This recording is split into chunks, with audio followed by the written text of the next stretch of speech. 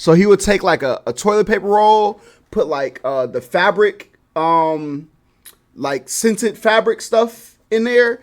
And, wow, that just looked mad crazy. I ain't gonna lie. But then he would blow the smoke through that, so the smell wouldn't be as bad.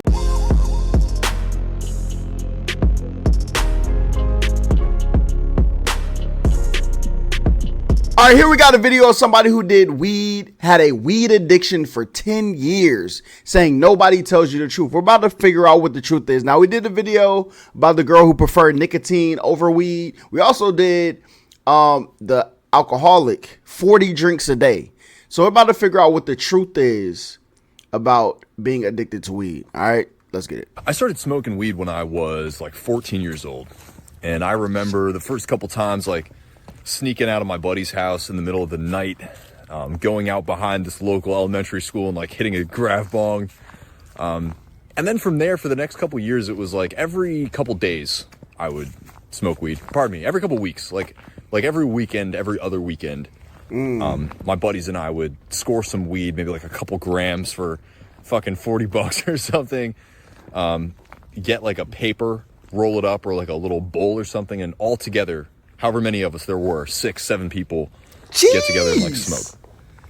Now, before this, I was vehemently anti-weed, right? I remember from health. Before this, you were 14. Class, like the stories of how it would destroy your brain or whatever it was, how it would just instantly make you the laziest person on earth, and all of your prospects and future would be out the window.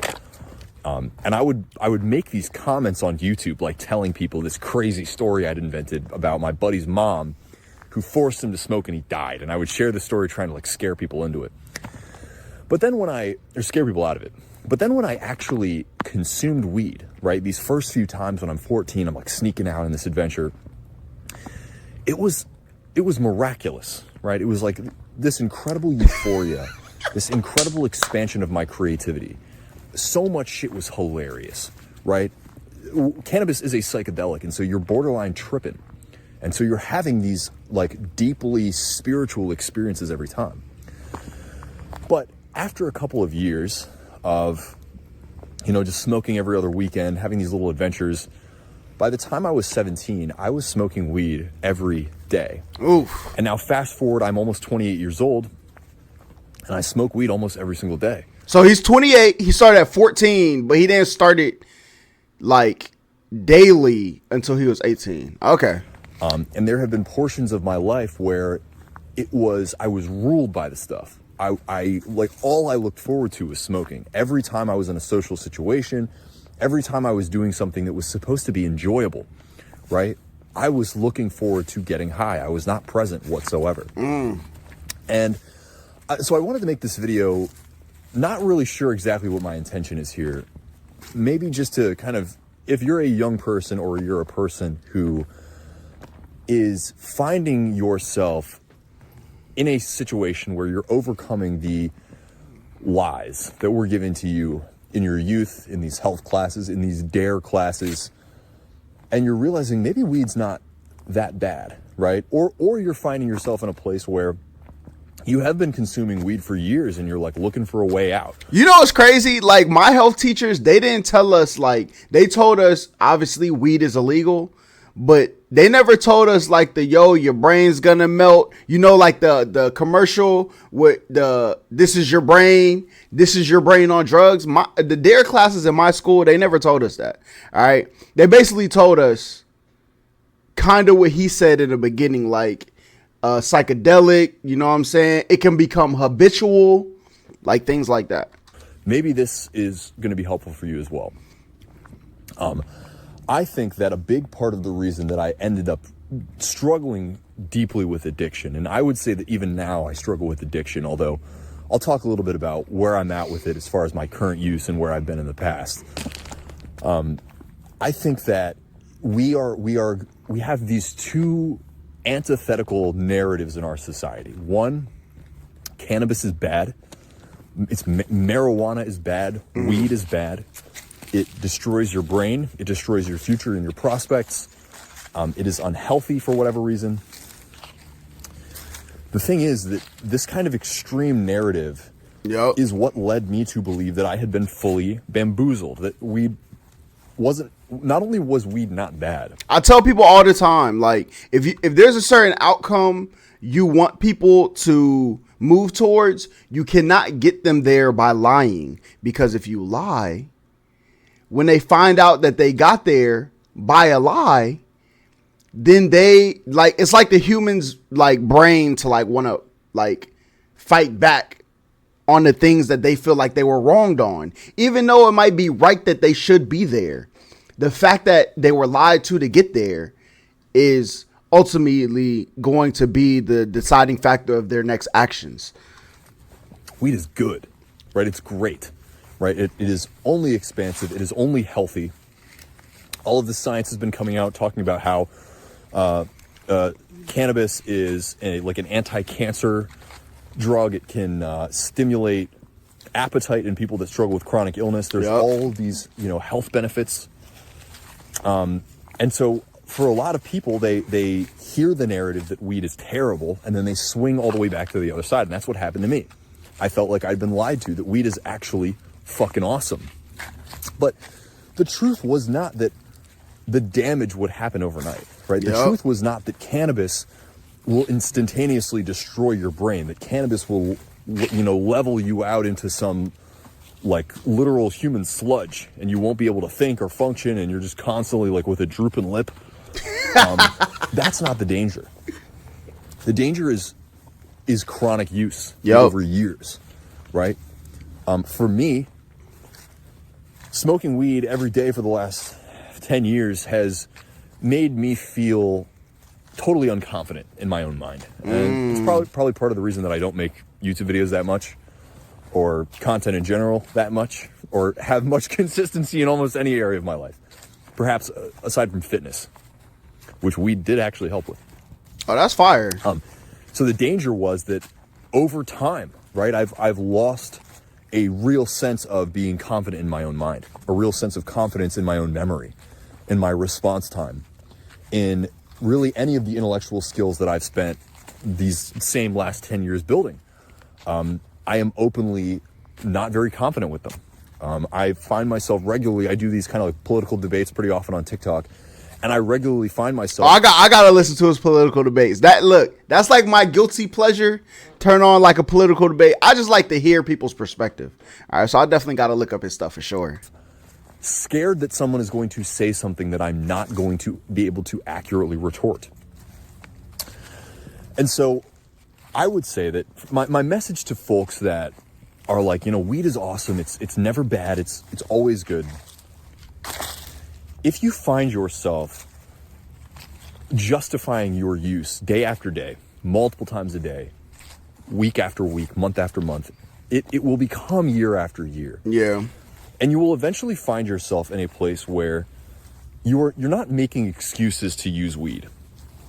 You are actively using weed and beginning to use weed when your conscious mind is telling you that you do not want to do it. Your body cries for it. For some reason, your subconscious takes over and commands you to do it anyway. I think it's like maybe it's like a comfort level that people develop when they do take it. The good parts and the bad parts, right? But most of the time when you think of, even if you think of anything, you think of going to like Disney, right?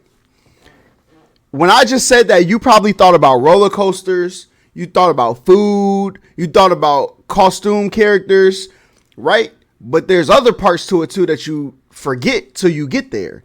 And I think that's kind of what he's talking about. Like, there's things that your body doesn't want to do. Walk around in the sun, stand in line, pay $30 for one chicken nugget, them type of things. I feel like that's kind of like the experience that some people might have. But y'all let me know if this is something that you do. And this is the danger, right? Long term, the lack of control over your own mind. Long term, the lack of your own ability to prioritize genuine social connection. Genuinely, hobbies that you genuinely enjoy, right? Any kind of activity that really fulfills you. And bro, that it's not only just weed, it's drinking too. When people be like, yo, I want to do this. I'm like, all right, bet, bro. Can we drink before that? Should we take a bottle? Like, bro, you have to be able to like experience a activity without that thing, like, because the activity is supposed to be the fun part, but people make the fun part about the substance, and it's like an excuse just to do it. It makes you feel like your soul is filled. You will prioritize burning a plant and smoking it first. Yep. You will lose so much time in ways that you have no idea where it even went. Years will go by and you will not be able to point to anything concrete that you are proud of accomplishing, right? Wow. Friendships will disappear. Relationships will slip through your fingers, and you will not be able to accurately reflect on why it is that they disappeared from your life. This is the danger of ingesting cannabis on a regular basis, right? This is the danger of leaning into this culture that seems cool, right? You go into the room in the party where everybody's smoking, and there's like this immediate sense of camaraderie, right? Yep. People that smoke weed can meet other people that smoke weed and immediately generate friendships Bonds, and relationships simply by virtue of this activity that's a little bit counterculture, right? That you partake in. And now I'm not saying that these things aren't cool, fucking super cool in many instances, right? I built not a career, but one of the first like businesses I ever built was doing freelance photography and videography. And it was most of the people I met just like in parties, like smoking weed, and they turned out to be a rapper or some other type of music creator. And then boom, that relationship was started. But the same thing that brought us together was the same thing that limited every single one of us. None of those people are like truly successful artists at this point. And hey, if you're watching this video, like, and we did stuff together back in the day, I love you and I'm proud of you. But hear my words, if you are still addicted to cannabis, number one, are you even able to acknowledge that you're addicted? Most people that are addicted to smoking weed will never admit that they're addicted. Bro, I had a cousin like that. Oh my days. Okay? Like, I remember he used to come to our house like during the summer, and my parents, they wasn't having it. Wasn't happening, not in this house, okay? But he will find any way. I mean, he would take like a toilet paper roll. He would put fabric softener in it, because like my parents were also like the type of parents, when the sun go down, you not going outside. So if he wanted to do it, it had to be in the house. But he had to find a way to do it in the house without it smelling, right? So he would take like a toilet paper roll, put like the fabric, like scented fabric stuff in there. And wow, that just looked mad crazy. I ain't gonna lie. But then he would blow the smoke through that, so the smell wouldn't be as bad. And bro, I used to tell him like, bro, I'm not addicted to it. I'm like, yes, look at the hoops that you're willing to jump through every day to do this. And I remember we had like a family friend one time tell him like, I think he had like got in trouble for it at school, and then he told him, he was basically like, if you can't go 8 hours without like thinking about doing something, trying to find a way to do something, or doing that thing, you don't need to be doing it, because you're not equipped. You are too addicted to that thing. And boy, this man is spitting. Addicted. Many of them will tell you it's not possible to get addicted, right? Exactly. Actively multi-years, but potentially decades addicted, and they'll tell you like not possible to get addicted to smoking weed. But I remember I told him like, I think I had like $200. I was like, don't do it for a whole week. You get $200, right? And mind you, he went through maybe like $30. I mean, we were like teenagers at the time, so he would probably go through like $30 every like 2 days, right? So if you think about it, like in a week, it's like $100 basically. So not only would you not end up spending $100, you get $200, which is a $300 swing in your life, right? And he was like, nah, bruh, why would I do that? Because you get money. Like, why would I don't know, man. So like all of these guys, like even then I knew they were limited. Even then I could see the way that they had fears, traumas, deep-seated biases, these kinds of mental blocks that conscious awareness and time usually help a person to acknowledge and overcome. But the thing is, marijuana, I fucking hate that word, cannabis, right? That's what I call it, cannabis. That's the accurate term. It creates a chemical reliance on an external substance that requires you to prioritize that path first than any other path of problem solving. Yep. So anytime you have a trauma, you have a mental block, you have a bias, you have some baggage in your mind limiting you from actualizing into the person that you actually want to become, right? Your brain has developed a new pathway for problem solving, and that involves prioritizing cannabis use.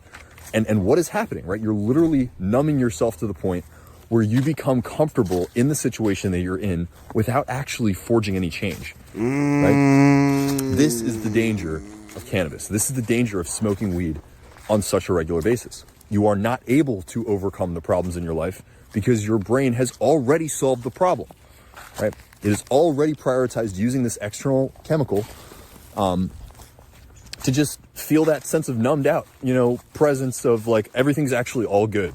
I guess it's like to relate it, it's kind of like taking like pain medication, right? Because when your body sends like sensors to your brain that a certain part of your body's hurt, it's telling your brain to prioritize the body to fix that thing. So you might limp, right? Blood might rush to that part of the body to help repair it. There's mad things that happen, but the reason people take painkillers is because it numbs the pain, but you never end up fixing what needs to be fixed. You might have like a sprain, a fracture, an infection, something that's going on in your body that your body never ends up being able to address because your brain is being told there is no pain, right? And I guess that's kind of what he's saying with weed is like, yo, if you got a problem and you need to, find out your financial situation so you can buy this boat, right? And you're like, I don't know, I can't think right now. You smoke and then you're relaxed and the urgency to figure this thing out kind of goes away. So since there's no urgency, is it something I really need to think about? Is the reality that you end up in? Yo, my man is spitting right now, right? He is spitting. And the problems that I have, maybe they exist, but I don't actually feel them to the intensity that I was once feeling them. So I don't know if I really have any. Well, I'm going to tell you guys sort of what I've done about it. The most effective thing that I have done to combat my cannabis addiction over the years is to acknowledge it, is to be real with myself that, in fact, I am addicted to this substance. In fact, I need this substance in order to feel any type of presence, positivity, balance. This is what happens when you become addicted to something. It's not that you smoke it anymore for the euphoria or the high or the insight. And this is a big part of it. Like, again, the creativity, the mental expansion, the depth of conversations that you will have with your friends when you are consuming cannabis versus when you're not. Yep. It is for me arguably way better as a young person, right? Like the people that you would meet, the connections that you would make would just seem so much more profound from people that were smokers. And I don't even think it's like because I have friends, right? And the conversations we have when they were on that, the depth of them were just so much more than like regular. I guess kind of because they let their guard down, or they didn't have so much anxiety or thought process about what was actually coming out their mouth. There was no blockade for them to say what they actually thought when they were like high.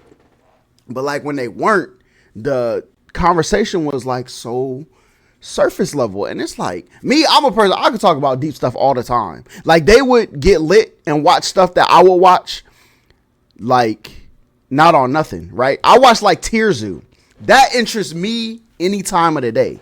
But if I showed them that and they weren't like high, they wouldn't be interested. But if they were, they would be like, yo, nah, this is crazy. Like their mind is actually able to open up to that experience. So I don't know, man. So I feel like I was sort of lulled into it, right? This false sense of having been lied to such a degree that every aspect of the drawbacks were not accurate. To a degree, it's true. None of the drawbacks that I was told as a kid were real, right? It was all fantasy that was used to scare me out of trying it. But in doing that, I was never equipped with tools I could use to overcome it should I become addicted eventually. And you know, I realized that I wasn't given those tools for any substance. Even things where the extreme of using it for the first time is true, right? Certain amphetamines, certain opiates. Yep. It is kind of a one and done situation for a lot of people. But cannabis isn't like that.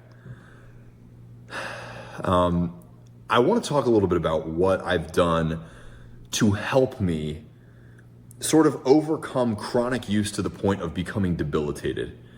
Because I have had many periods of my life that were defined by debilitating cannabis use. Like that, this whole idea of using a substance as an alternative to real problem solving skills. Because I genuinely believe for a lot of people, like that's what's happening with weed, right?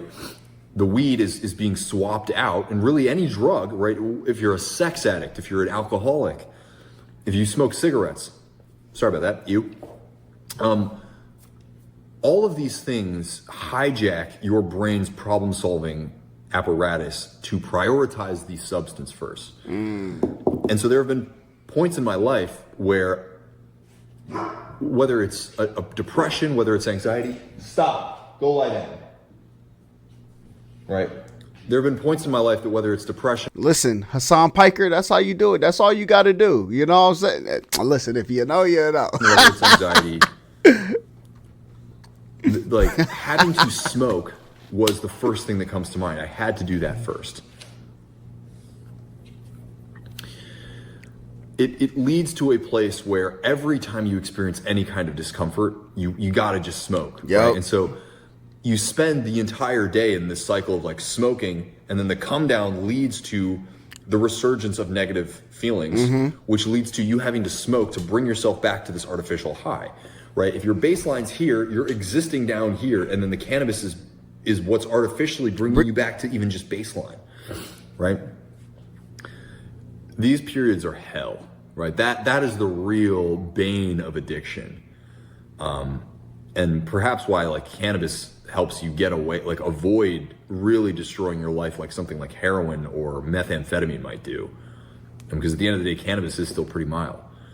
But that's what it does, right? And I spent many weeks in that place of struggling to do anything else than just walk around and smoke weed. It ruined a lot of my career prospects, ruined relationships. I already talked about all that. So right now, where I'm at in my life, and I don't make videos being authentic, like just to try to get views or subs just out, like sheerly from this place of like, oh, I want to use authenticity as a vehicle. But I do. Okay, let me let him finish. My bad. I just fucking say what I'm thinking and what I'm going through. I think that's good because then people can. I think a lot of times when people deal with like maybe like addiction or failure or I can't think of anything else. I mean, I think them hearing other people say it. This is why people think like AA meetings and NA meetings are this thing that you only see on TV, but they're useful. You get to hear other people's story, then realize that what you're going through isn't as unique as it is in your mind. Though your experience is only yours, it has more similarities to other people's stories than you would probably give it credit, right? So getting online and being able to open up about a situation like this, I think it helps everybody involved, right? Obviously, like if you're just a normal person, people aren't really going to hold you to like some crazy standard and be super critical. I think a lot of people look at people who are like super perfect, like actors and rappers and maybe like just like famous celebrity people. They got like this picture perfect. So when they find out people are going through something like this, especially if they're not told, when people are open, people are a lot more apt to take it in and try to help, right? When people find out, it's kind of just like how he did with the substance thing, right?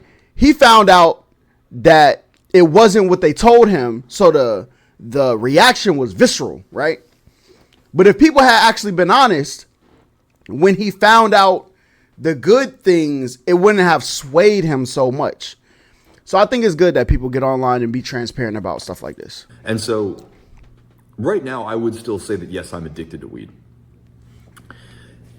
Now, compared to these places of like having to smoke all day, every day, it's like I'm sort of back to the evening, the evening bowl kind of place. And compared to points in my life when it's I don't think that's that bad. A blunt in the morning, another blunt like 2 hours later, it's like you smoke like 5 blunts throughout the day. Hitting a bowl in the evening, like smoking a bowl in the evening, it's like it's a way better situation. I'm not saying this to say like, oh, I'm good, like I'm done, I'm healed.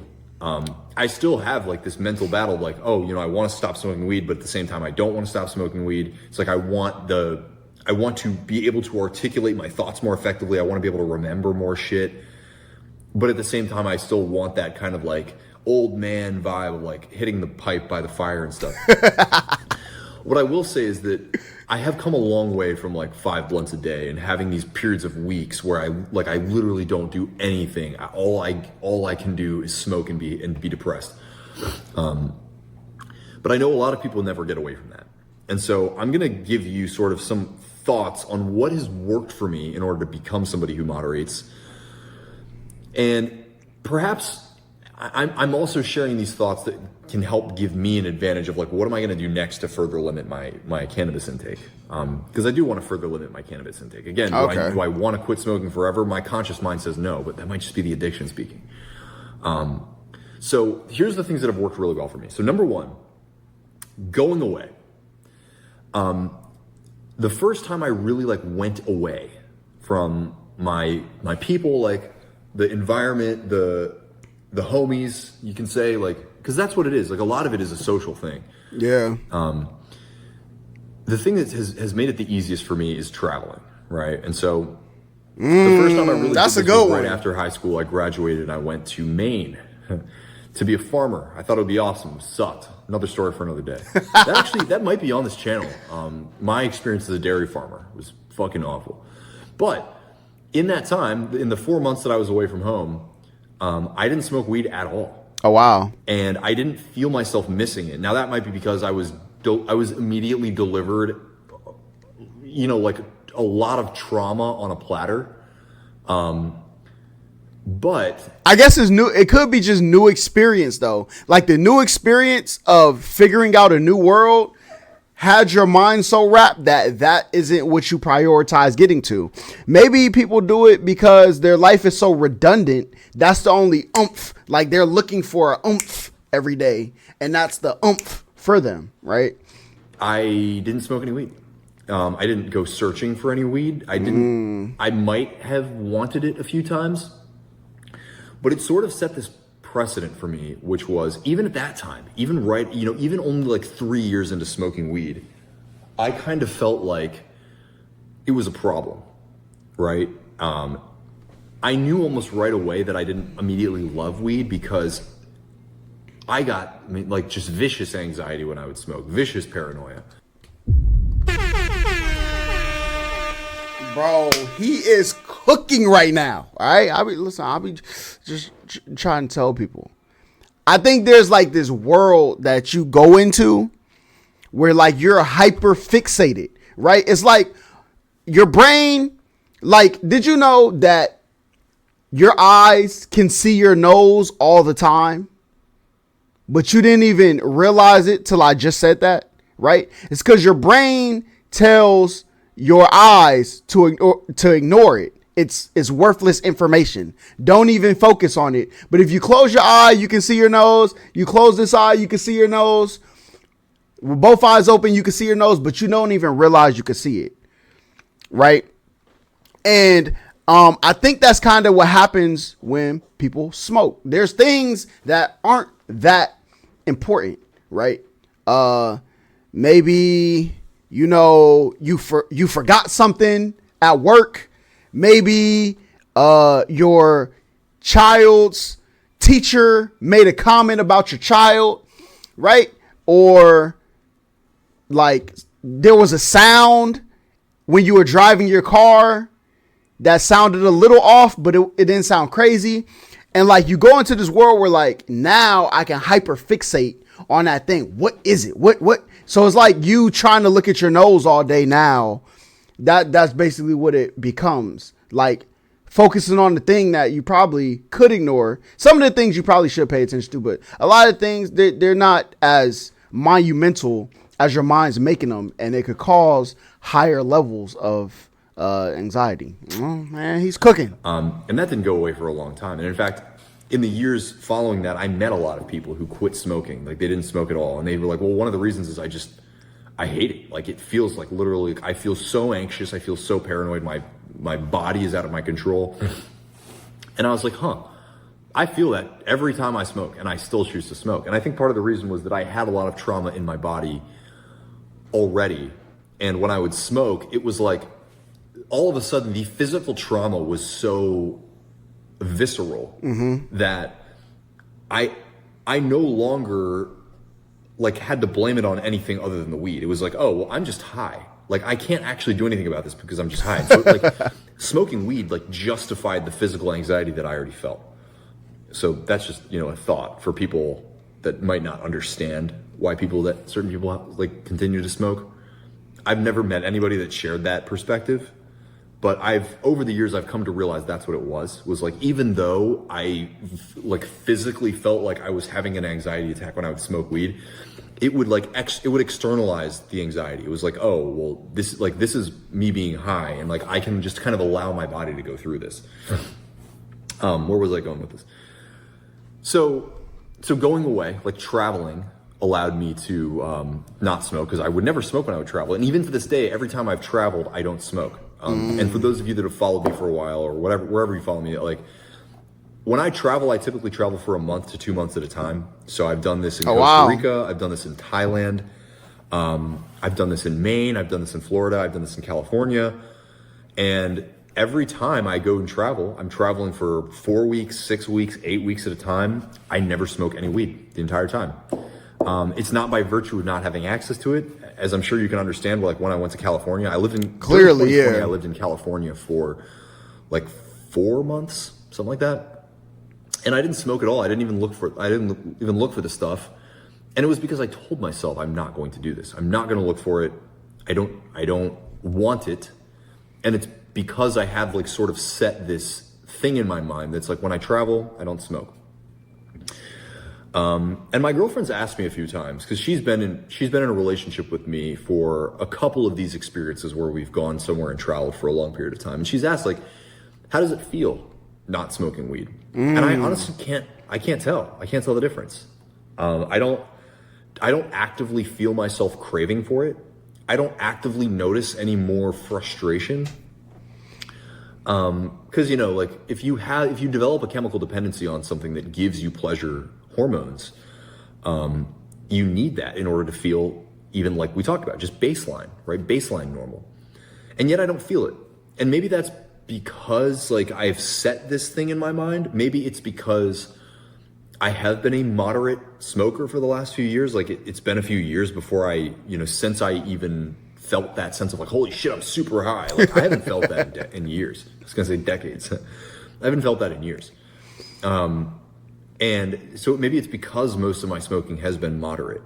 But it's just an idea, right? It's just, one thing that I do that maybe you can think about, which is that I don't smoke when I go places away from home. Other things that have worked, switching from like blunts and joints to using a bowl. Now you could be like, oh, well, you just smoke a bunch of a bowl. Yeah, maybe. But I only really smoke one in the evening now.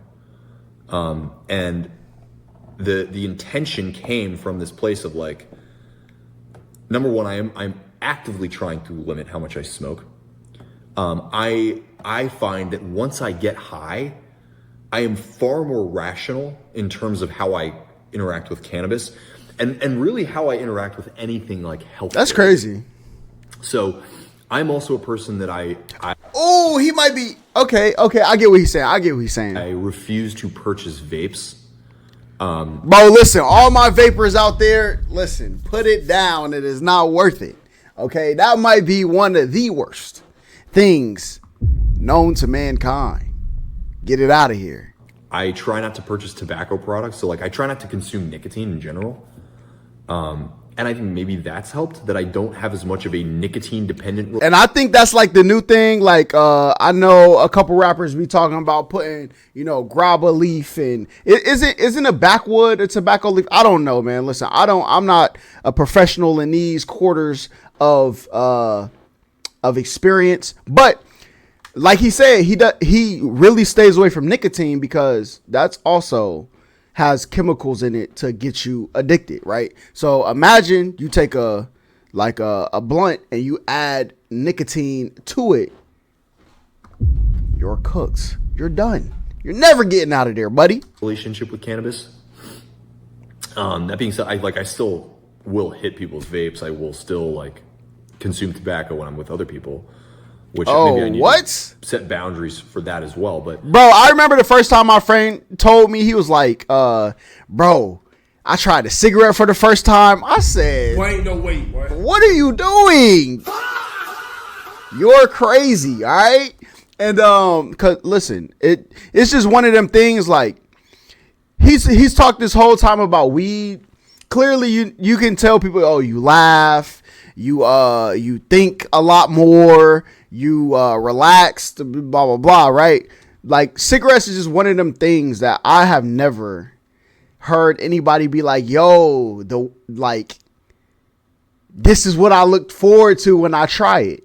Craziness, right? He was like, man, I tried it. You got to, he looked me in my eyes and said, you got to try it like a cigarette and a beer, bruh. It's just, I said, listen, get out of my face, all right?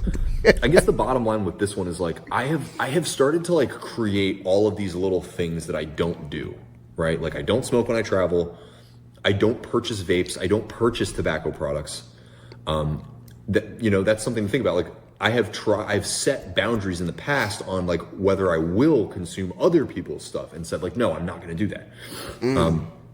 And so I've created these little boundaries, and once I ingest cannabis, I no longer desire to ingest cannabis. In fact, there have been periods where it's you get high and you're like, fuck, I don't want to be high right now. And that's helped. Right? Okay. But all of these things that I've consciously created as hurdles to consuming more cannabis, or to just allowing myself to enjoy the cannabis, right? Because I think for a lot of people, that's their fear, is they don't want to have to address any of this stuff. And that's one of the things that I've done differently is I am willing to be mad at myself. I'm willing to tell myself, this is not a good thing to do, right? It's not something that you can just do with no second thoughts. There has to be consequences, even if those consequences are reminding yourself that you failed if you smoke, that you're not who you want to be when you're high. And remaining married to my career, prospects, to the businesses that I want to create, to the relationships that I want to have. Reminding myself when I am high that you can't do certain things. You can't have a conversation with somebody that you admire while you're high. I won't allow you to do that, right? Oh, really? If you don't get enough done because you went and chose to smoke, I'm going to remind you in that moment that that's what you did. You made that choice. And so I'm holding myself accountable to these choices. So I'm telling you this in terms of maybe this could help you, but also in terms of a note to self that it's still not enough. right? Like I'm 27 years old, going on 28 in just a couple months, 4 months. I think this is amazing self-awareness. This is above average, elite level, like awareness when it comes to your relationship with this thing, right? I think this is good though. And still, the number one thing that I believe that I could be doing better in my life, I know I could be working out more. I know that I could be doing even more to be, a dietary prodigy, right? Just eating super clean, tracking all my macros. I know I could be doing all these things. I know, blah, blah, blah. There's infinite things that could make me a better person. And yet it's still top of mind is still consuming less cannabis. And that's the thing. It's like you're listening to me have this inner debate of like, maybe I need to quit. I don't want to quit cannabis. I don't want to stop smoking altogether. I like those moments. What I like even less is the feeling that I'm not who I could be, right? That is a dangerous feeling though, because who you could be if you changed all the actions you did in your past is somebody that you can never catch up to being. You'll never, because you'll always have that pocket of when you didn't do it, right? When you weren't actively progressing to that. And I think a lot of people never sit down and say, you know what? Who can I be from here? Instead of who could I have been had I changed all these actions in the past? I think it's a lot healthier interaction with your mental state than to compare yourself to what you could have done had you not, dropped out of school, or you not have started smoking or started drinking or quit that job. Don't compare it to that. Start from today and say, today, these are the actions I need to take to get to this person that I want to be now. Right? I think that's a better. So, all that being said, this is me, 27 years old, smoking weed every day, having gone through periods where I smoked fuckloads of weed every day, destroyed my mind, destroyed relationships, all but ended certain career prospects, failed to really show up to the world with who I know I could be deep down. And it's because I have prioritized the consumption of a substance that when I was a kid was told me that was evil, and then right away was told to me is actually the greatest thing in the world. I wish that I had had somebody when I was 14 or 15 come to me and say, look, man, smoking weed's actually pretty dope. The first few times, pretty dope. No one tells you that if you start smoking like this every weekend, it's going to become every evening. And then from there, it's very easy for it to become every morning and every afternoon and all the time. And then when you're high all the time, years of your life go by, you can't even remember what the fuck happened. Bro, it's like everything is great in moderation. Okay, not everything. Some things. I guess the word moderation means you do it when when you're able to fit it conveniently in the path that you're in. If that's your definition of moderation, everything could be good in moderation, which some things needed to be moderated to 0. Okay, but I feel like that's like that with anything. People get addicted to going to casinos, which we need to. If y'all got a video about gambling addiction, we need to watch that next. But people get addicted to going to casinos because they get addicted to the rush of what if I become rich, right? And that could be an addictive feeling, or you can just work every day, right? It's not as much of a heightened feeling that you get from working every day, but at the end of the day, you can get to the same goal. You can still take those chances every now and then. Oh, I'm a play a scratch off on my birthday every year, right? Ooh, then you wait for that feeling to come back, right? I think with anything, it's like that. Imagine your favorite place to vacation. I guarantee you, if you got sent there for 6 months it's not going to feel like a vacation no more. It's going to start to feel normal. I think it takes like, well, I think at the most extreme, it takes like 2 years for people to return to this being their normality, right? Even people who like lose limbs or lose sight or their vision, it takes about 2 years before like that depression of I don't have this anymore goes away, and this becomes like their regular feeling. And that's how your mind works, right? So when you try to make these artificial rushes, right? Smoking, gambling, I guess maybe even caffeine. I don't really have no experience with caffeine, so I couldn't tell you. But that's kind of like what he's talking about right now. People will come in and out of your life because they immediately see somebody who is more committed to the cannabis than they are to anybody else or anything else. That's the danger, right? It's consistent use that becomes abuse, that becomes reliance. And that's hard as fuck to get away from. But like, imagine like to pick up and go on a vacation, you have to like save up money, pay for the vacation, travel there, experience it. Weed or any drug is like a vacation that takes a lot less prep. You just got to have the money for it. Sometimes you don't even got to have the money for it. You could just have a friend that got it, right? And now you get addicted to, I went to work. Yo, how can I get back to that place I was at? And then the cycle just continues. And then next thing you know, like he said, is years out your life gone where you look back and like, what am I like super proud of that happened? So, hope you enjoyed this video. Thank you guys for sticking around for the journey. If you have any comments, questions, drop them below. If you want to see any particular videos, let me know.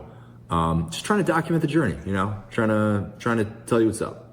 So I appreciate you guys being here. Hit that subscribe button, hit that little notification bell so you know my videos come out. Like this video, and I'll see you. Nah, this was a banger. I ain't gonna lie. Zach O.Y., I think it was his name.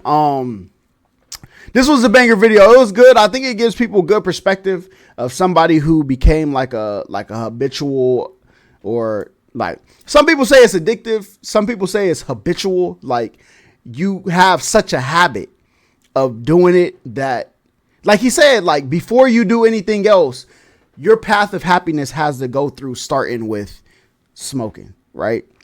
And to go through that, to get to the point where like a bowl a night, I guess it's like desserts, right? Just do it after the stuff, right? Which a bowl a day, I don't think that's, from his perspective, he still wants to do it less. But at the end of the day, I feel like we are on this earth for a very long time. Okay. So you have to have a certain level of, release or, dopamine rush to not feel the misery.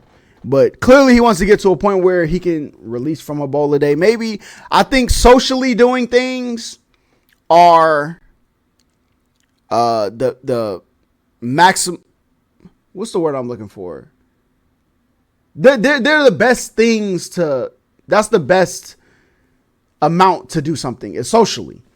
Unless you socialize all the time. If you socialize all the time, you're basically going to be doing it all the time. But as long as you got parts of your life that you're really working on, household, job, things like that, socially doing things, I think is pretty good. One, because it brings you to, like he said, he had friends, they had all of their conversations, they would get high and talk about X, Y, and Z. And I think those are good moments. They're freeing, everybody's minds open, and you go back to your regular life till you have another social gathering like that. I think social gatherings is really what people need to heal, but that's a story for another day. But listen, y'all, like, comment, subscribe, all that great stuff, and until next time, I see y'all. Peace. So when the metal hit his mug, he just sunk in place. 100K holla, chillin' Bahamas. Come home to your crib and throw in your mama.